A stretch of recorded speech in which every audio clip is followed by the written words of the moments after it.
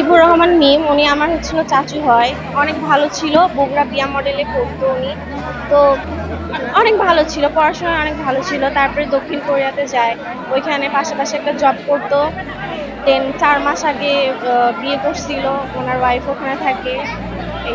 এই মধ্যরাতে উনি হচ্ছিল স্কুটি নিয়ে আসতে রাস্তা পার মানে রাস্তা ক্রস করতে যায় অ্যাক্সিডেন্ট করছে।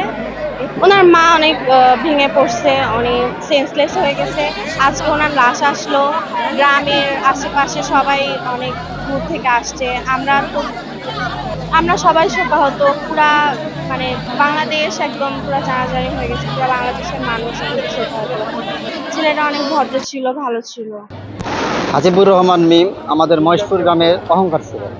সে আসলে উচ্চ শিক্ষার জন্য দক্ষিণ কোরিয়ায় পাড়ি দিয়েছিল। তো আমাদের স্বপ্ন আজকে থেকে শেষ হয়ে গেল। আমাদের গ্রামের একটা সুনাম বই আনতে চেয়েছিল সে। সে সড়ক দুর্ঘটনায় নিহত হয়েছে। তো আজকে তার লাশ আমাদের দেশে আসে পড়ছে, আমাদের গ্রামে একটু পরেই পৌঁছবে ইনশাল্লাহ। সবাই তার জন্য দোয়া করবেন।